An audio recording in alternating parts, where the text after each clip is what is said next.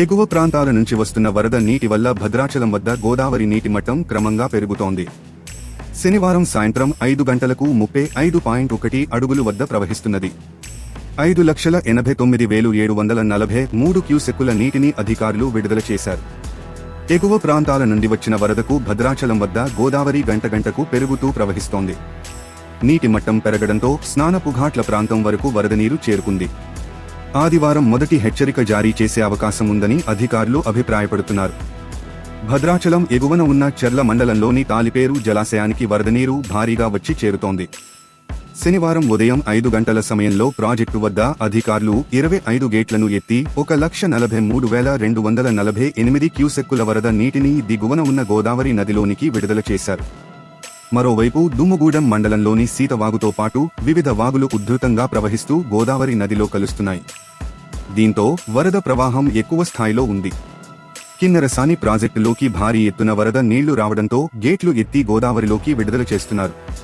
Kinnerasani project నుంచి 25,000 క్యూసెక్కుల నీటిని గోదావరిలోకి వదిలారు. నీటి సామర్థ్యం 407 అడుగులు కాగా వరద ప్రభావం పెరుగుతుండటంతో ప్రస్తుతం 403 అడుగులకు చేరింది. దీంతో శుక్రవారం రాత్రి కిన్నెరసాని గేట్లను ఎత్తారు. అదేవిధంగా తాలిపేరు ప్రాజెక్టుకు కూడా పూర్తిస్థాయి నీటి మట్టం రావడంతో 1.50 లక్షల క్యూసెక్కుల నీటిని విడుదల చేశారు. ఎగువన కురుస్తున్న వర్షాలతో భద్రాచలం వద్ద గోదావరి నీటి మట్టం క్రమంగా పెరుగుతోంది. సాయంత్రం 5 గంటల సమయానికి 35.1 అడుగులకు చేరింది. ఎగువ ప్రాంతంలోని ప్రాజెక్టుల నుంచి నీటిని దిగువకు వదలడంతో రానున్న 24 గంటల్లో ఇంకా వరద పెరిగే సూచనలు ఉన్నట్లు అధికారులు అంచనా వేస్తున్నారు. భద్రాచలం గోదావరి స్నానఘట్టాలు చాలా వరకు మునిగిపోవడంతో అధికారులు అప్రమత్తమయ్యారు. వేటకు వెళ్లవద్దని జాలర్లకు సూచించారు. భద్రాద్రి రామయ్య దర్శనానికి వచ్చే భక్తులు స్నానం చేసేటప్పుడు లోతుకు వెళ్లవద్దంటూ నది వద్ద హెచ్చరిక బోర్డులు ఏర్పాటు చేశారు. తీర ప్రాంతంలో ప్రభుత్వ అధికారులు ఎప్పటికప్పుడు వరద నీటి మట్టం వివరాలను లోతట్టు ప్రాంతవాసులకు అందించాలని కలెక్టర్ జితేష్ పాటిల్, ఎస్పీ రోహిత్ రాజ్ ఆదేశించారు. సహాయక చర్యల కోసం ఐడీఓసీ కార్యాలయంలో కౌంటర్ ఏర్పాటు చేసి ప్రజలకు 93292343 నంబర్లను అందుబాటులో ఉంచారు. మహారాష్ట్ర, కర్ణాటకలో నదీ పరివాహకంగా కురుస్తున్న భారీ వర్షాలతో కృష్ణా నది వరద నీటితో హోరెత్తింది. మలప్రభ ప్రమాద స్థాయికి చేరింది. కూడల సంగమం వద్ద కృష్ణానది పరవళ్లు తొక్కుతోంది. ఆల్మటి ప్రాజెక్టు గరిష్ట స్థాయికి చేరువ కావడంతో గేట్ల ద్వారా 69,000 క్యూసెక్కులు విడుదల చేస్తున్నారు. దిగువన నారాయణపూర్లోకి 1,00,000 క్యూసెక్కులు చేరుతుండటంతో ప్రాజెక్టు 22 గేటలు ఎత్తివేసి 1,0860 క్యూసెక్కుల నీటిని దిగువన జూరాలకు వదులుతున్నారు. జూరాలకు 83,000 క్యూసెక్కులు చేరుతుండగా 2 విద్యుత్ ఉత్పత్తి కేంద్రాల ద్వారా గరిష్ట స్థాయిలో విద్యుత్ ఉత్పత్తి చేస్తున్నారు. దిగువకు 96,674 క్యూసెక్కుల నీటిని విడుదల చేస్తున్నారు.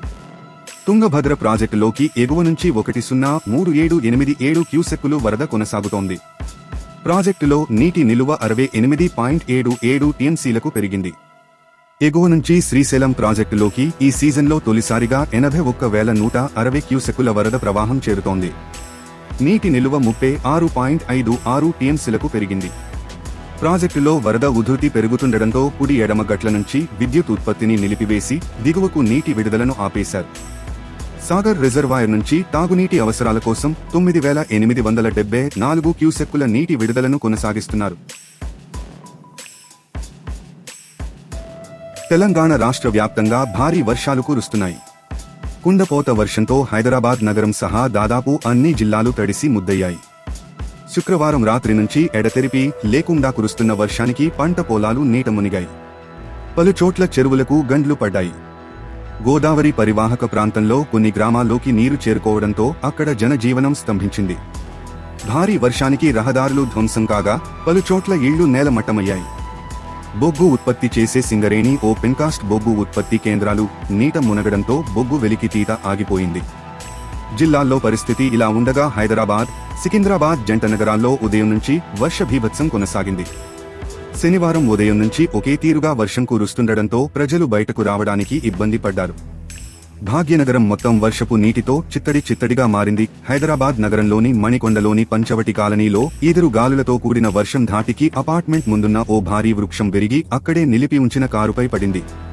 కారు పూర్తిగా ధ్వంసం కాగా సమయానికి అందులో ఎవరూ లేకపోవడంతో ప్రాణనష్టం తప్పింది. కాగా జయశంకర్ భూపాలపల్లి జిల్లాలో పలుచోట్ల ఇళ్లు దెబ్బతిన్నాయి. జయశంకర్ భూపాలపల్లి జిల్లా వ్యాప్తంగా కురుస్తున్న వర్షాలతో జనజీవనం అస్తవ్యస్తమైంది. మహాదేవపూర్, కాటారం, మహాముత్తారం, మలహర్రావు, పలిమెల మండలాల్లో భారీ వర్షం కారణంగా వాగులు, వంకలు పొంగిపొర్లుతున్నాయి. వందల ఎకరాల పంట నీట మునగడంతో అన్నదాతలు ఆందోళన వ్యక్తం చేస్తున్నారు. ఎడతెరిపి లేకుండా కురుస్తున్న వర్షానికి మహాదేవపూర్, కాటారం, మహాముత్తారం, మలహర్రావు, పలిమెల, వందల ఎకరాల పత్తి, వరి పంటలు నీట మునిగింది. అధికారులు తక్షణమే స్పందించి నీట మునిగిన పంటలను సర్వే చేసి నష్టపరిహారం చెల్లించాలని అన్నదాతలు వేడుకుంటున్నారు. గత వారం నుంచి ఎడతెరిపి లేకుండా కురుస్తున్న వర్షాలకు చెరువు మొత్తం నిండిపోయి కట్టపై నుంచి ప్రవహిస్తోంది. ఫలితంగా లింగాపురం పాడు వద్ద గల ప్రధాన రహదారిపైకి వరద నీరు చేరింది. దీంతో కొత్తపల్లి, లింగాపురం, కొంపల్లి, కొత్తూరు గ్రామాలకు రాకపోకలు నిలిచిపోయాయి. దుమ్ముగూడెం మండలం కె. లక్ష్మీపురం, గౌరారం గ్రామాల మధ్య వరద నీరు చేరడంతో చాలా గ్రామాలకు రాకపోకలు నిలిచిపోయాయి. దుమ్ముగూడెం మండలంలోని పర్ణశాల వద్ద నారచీరల ప్రాంతం నీట మునిగి సీతవాగు ఉధృతంగా ప్రవహిస్తోంది.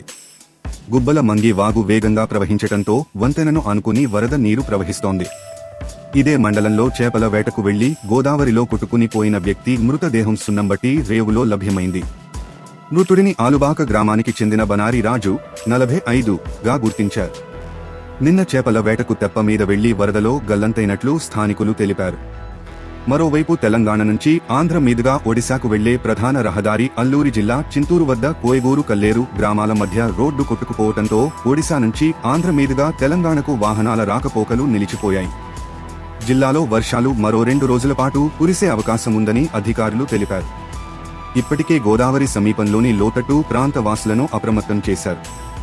రాష్ట్రంలో 6 జిల్లాల్లో వర్షం తీవ్రత ఎక్కువగా ఉంది. ఆదిలాబాద్, ఆసిఫాబాద్, మంచిర్యాల, నిర్మల్, పెద్దపల్లి జిల్లాలకు రెడ్ అలర్ట్ కొనసాగుతుండగా నిజామాబాద్, జగిత్యాల, సిరిసిల్ల, కరీంనగర్, భూపాలపల్లికి వాతావరణ శాఖ ఆరెంజ్ అలర్ట్ ప్రకటించింది. మంచిర్యాల జిల్లాలోని మందమర్రి, శ్రీరాంపూర్, సింగరేణి ఏరియాలోని ఓపెన్ కాస్ట్ గనుల్లో బొగ్గు ఉత్పత్తి పూర్తిగా నిలిచిపోయింది. Srirampur, Indaram, Mandamarri, Kalyanikhani, RK open cast గనుల్లోకి నీరు చేరడంతో రోడ్లన్నీ నీట మునిగాయి. దీంతో ఓపెన్ కాస్ట్ గనుల్లో మట్టి, బొగ్గు తరలించే భారీ వాహనాలు ఎక్కడిక్కడ నిలిచిపోయాయి. ఓపెన్ కాస్ట్ గనుల్లోకి చేరిన వరద నీటిని భారీ మోటార్ల సహాయంతో బయటికి పంపిస్తున్నారు. వర్షం కారణంగా 4 ఓపెన్ కాస్ట్ గనుల్లో బొగ్గు ఉత్పత్తి నిలిచిపోయింది. గత 3 రోజులుగా ఎడతెరిపి లేని వర్షానికి కాసిపేటలోని కెకే ఓపెన్ కాస్ట్ గనిలో బొగ్గు ఉత్పత్తి నిలిచిపోయింది. దీంతో పాటు 1,80,000 క్యూబిక్ల ఓబీకి కూడా నష్టం జరిగిందని అధికారులు తెలిపారు. మరో 2 రోజుల పాటు బొగ్గు ఉత్పత్తికి ఆటంకం కొనసాగుతుందని అధికారులు ప్రకటించారు. మరోవైపు నదీ పరివాహక ప్రాంతాల్లోని పంట పొలాల్లో ఇసుక మేటలు వేస్తోంది. వర్షాకాలం రాగానే ఇతర ప్రాంత రైతులు సంబరపడిపోతే అక్కడి రైతులు మాత్రం భయంగా కాలం వెళ్లదీయాల్సిన పరిస్థితి నెలకొంది. సింగరేణి పరిసర ప్రాంతాల్లోని రైతాంగం సరికొత్త సమస్యను ఎదుర్కొంటోంది. పెద్దపల్లి జిల్లా మంథని మండలం కన్నాలతో పాటు సమీప గ్రామాల రైతులు తమ పంటల్లోకి వరద నీటితో పాటు ఓపెన్ కాస్ట్ బావుల నుండి మట్టి కొట్టుకు రాకుండా చూడాలని అధికారులను వేడుకుంటున్నారు. సింగరేణి సంస్థ బొగ్గును వెలికితీసేందుకు ఏర్పాటు చేసిన ఓసీపీల వల్ల తమ పొలాలు మట్టి పాలవుతున్నాయని రైతులు ఆవేదన వ్యక్తం చేస్తున్నారు. వేలాది రూపాయలు వెచ్చించి వరి నాట్లు వేసుకుంటే వర్షపు నీటితో పాటు ఓబీ మట్టి తమ పొలాల్లోకి వచ్చి చేరుతోందని ఆందోళన చెందుతున్నారు. దీంతో నాట్లు వేసిన వరి అంతా కూడా ఓపెన్ కాస్ట్ మట్టిపాలు అవుతోందని రైతులు ఆవేదన చెందుతున్నారు. ఒక్క కన్నాల గ్రామంలోనే సుమారు 50 ఎకరాల వరకు పంట పొలాలు ఓబీ మట్టితో నిండిపోయాయి. భూసేకరణ జరిపిన సింగరేణి సంస్థ ఓపెన్ కాస్ట్ మైన్స్ ద్వారా బొగ్గు నిల్వలను వెలికి తీస్తుంది. ఈ బావుల్లో మట్టిని వేరు చేసి బావికి సరిహద్దులు ఏర్పాటు చేసి సింగరేణి సంస్థ గుట్టలుగా పేర్కొన్న ఓపెన్ కాస్ట్ మట్టి బయటకు రాకుండా చర్యలు చేపట్టాల్సి ఉంది. అయితే వర్షాకాలం రాగానే సమీప గ్రామాల్లోని పంట పొలాల్లోకి వరద నీటి ప్రవాహంలో కొట్టుకుంటూ వచ్చి చేరుతోంది. దీంతో రైతులు వేసిన వరినాట్లు మట్టి కింద కూరుకుపోతున్నాయని ఆవేదన చెందుతున్నారు. ఎకరాకు రూ.40,000 వరకు వెచ్చించి వరి సాగు చేస్తుంటే ఓపెన్ కాస్ట్ మట్టి పొలాలను ముంచెత్తి తీరని నష్టానికి గురి చేస్తోందని రైతులు తమ ఆవేదన వ్యక్తం చేస్తున్నారు.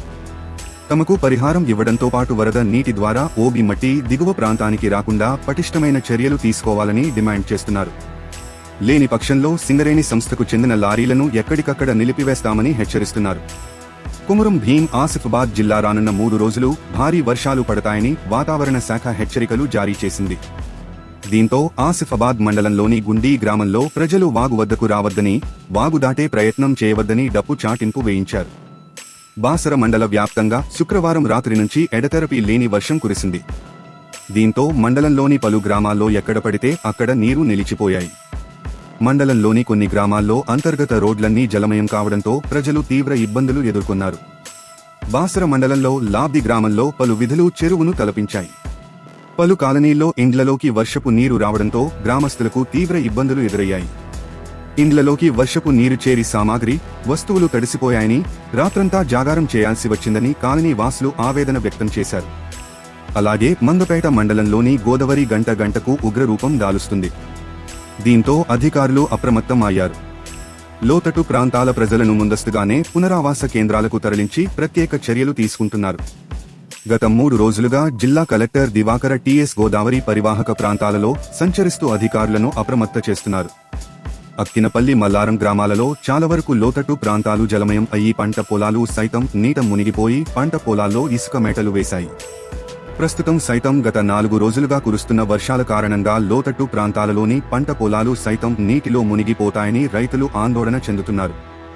మరో 2 రోజులు భారీగా వర్షాలు కురిస్తే మండలంలోని పలు గ్రామాలు నీటి ముంపుకు గురయ్యే ప్రమాదం ఉన్నదని స్థానికులు ఆందోళన చెందుతున్నారు.